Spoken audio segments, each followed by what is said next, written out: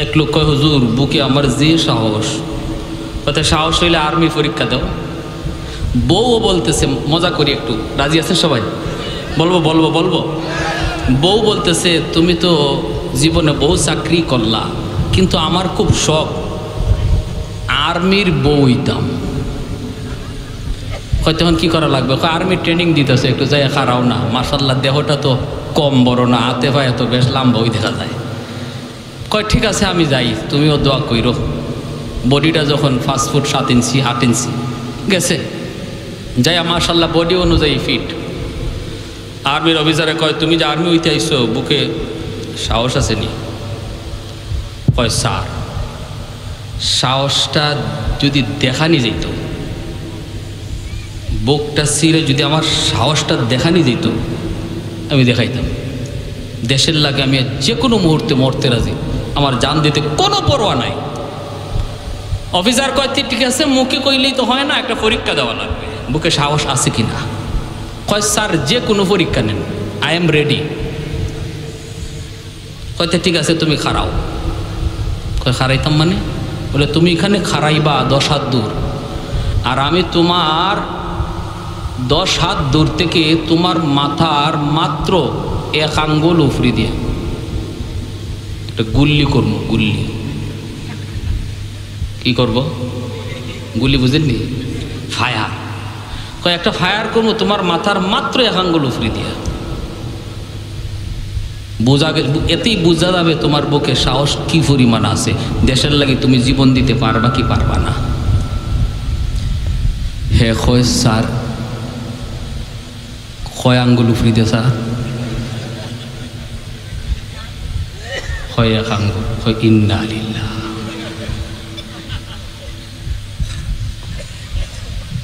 হয় স্যার ইজাত পরীক্ষা আমার বাপের গুরুত্ব শুনছি না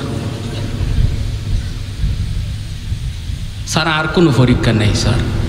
স্যার কয় না, ইন্টারভিউ তোমার লাগে একটাই, 1 আঙ্গুল উফরিতে করলি। কয় স্যার গুলি করার সময় যদি আপনার মশা খাবার মারে? কয় তেতে আমার কাম তেজপাতা। কয় মিয়া এত কথা পারেন তুমি না, একটু আগে খালি কইছো বুক বড়া সাহস, কলজা সিরে দেখাইতে পারলে দেখাইতা। হয়তো এর লাগে ইজাত পরীক্ষা নেই, আর কোনো পরীক্ষা নাই। কত লিখিত পরীক্ষা, মৌখিক পরীক্ষা, কত পরীক্ষা আছে। না সাহসের পরীক্ষা এটাই। এখন পরীক্ষা দিলে দাও, না দিলে ভাগো, আমার টাইম নেই। হয়তো স্যার আমার একটু সুযোগ দেন, আমি আমার ম্যাডামের সাথে একটু বোঝ করে আই। ম্যাডামের তো ফাটাইছে, আর্মির বউই তো। আচ্ছা ঠিক আছে যাও, ম্যাডামের সাথে পরামর্শ কর। বাড়ি তার চাইয়া কই গো, বউ দৌড়তে বাইরিস, কি হয়েছে? চাকরি হয়ে গেছি কেন? তখন হইব না চাকরি। বাপরে আর্মির বউই বা, কি শখ তোমার। কি হয়েছে কও না?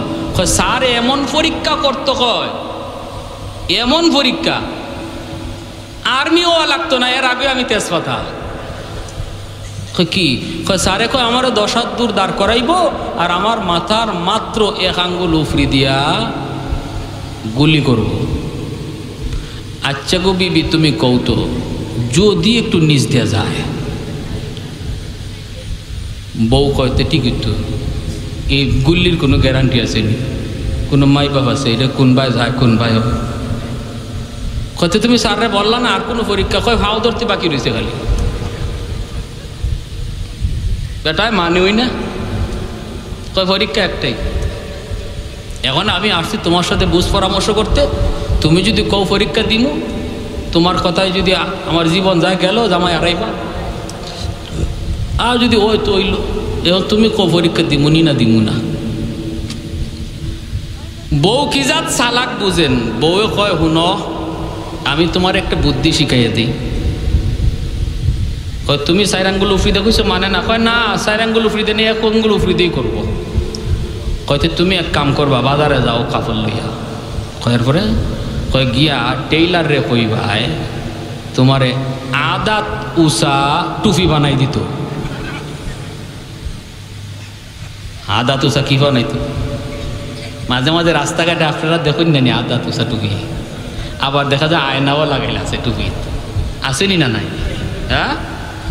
তো কই এরম টুপি মাথার দিয়া পরীক্ষা দিতে যাইবা, গিয়া স্যার রে কইবা, স্যার ও স্যার গুল্লি কইরেন স্যার, সমস্যা নাই, কিন্তু আমার নবীর সুন্নতের ইজ্জতটা রাখেন। বেটা কইলা রে, এত বছর ধরে তোমার লিয়া গড় করি, আর তুমি যে অত বুদ্ধি লিয়া ঘুমাও এটাই তো আমি জানি না। মহিলার আর বুদ্ধি শুদ্ধি কিছু আসেনি না নাই? আওয়াজ আসতে কেন? বাংলাদেশ কেটা চালায়? হ্যাঁ, বুদ্ধি না থাকলে নি, বুদ্ধি আসেনি না নাই? আমরা সৌদি আরব যাই, বিভিন্ন সময় হজে যাই, গেলে পরে কিছু মানুষ আমরা কয়, একদিন আমি এক বছর আমার 2011 সালে একজন আমার কয়, কিরে আমার বাড়ি কই? আরবিতে জিজ্ঞাসা, আমি বললাম বাংলাদেশ। বাংলাদেশ? বাংলাদেশে তো বেটা মানুষ আসেনি। হিগুদিবা মাতিবে কি সে বেটা মানুষ আমার তোমার পছন্দ হয় না? কে পছন্দ হইতো? বেটা মানুষই যদি থাকতো, এক বেটি যায় আর এক বেটি আয়, বেটাই কই? কথা ঠিক না? এর কথার কোনো জবাব আছে? বেটি দুইজনই, একজন যায় আর একজন আয়, বেটাইন কই? কোনো জবাব আছে? আমরা বুদ্ধি আছে, বুদ্ধি আছে। হ্যাঁ, টুফি উফি মাথার দিয়া পাঞ্জাবি লাগাইয়া গেছে পরীক্ষা দিত। আর্মির অফিসারে কয়, কি হইছে সুরতি বদলে গেল? কয়, স্যার চিন্তা করে দেখলাম যদি বুলেট নিচ দিয়া যায় তো মরণ লাগবো, আর মরলে নবীর সুন্নত লইই মরতাম। এই জন্য একদম সুন্নতি লেবাস ফিরে আসছে। হয়তো তো মাশাল্লাহ তোমার নিয়ত বড় ভালো, দাঁড়াও। হয় স্যার গুলি হরবাইনি আপনি? বলে জি। খারাপ হয়ে গেল, এমনি আইসে এখানে। কয় স্যার একটা কথা আছে স্যার, কানে কানে। কই কি কথা? কথা হইল স্যার গুলি তো করবেন কইলেন, কিন্তু এটা চিনেননি, এটা আমার নবীর সুন্নত টুপি। টুপির যদি গুলি লাগেতে সুন্নতের ইজ্জত নষ্ট হইব, আমার নবীর সুন্নতের ইজ্জতটা রাখেন। অফিসার এখন বুঝছি তো, এই জন্যই অত উসাদ টুপি লাগাই আইস। গুলি উফরিতে নিবার লাগে টুপি লাগাইছ, ঠিক আছে দাঁড়াও দেখা যাক পরেরটা কি হয়।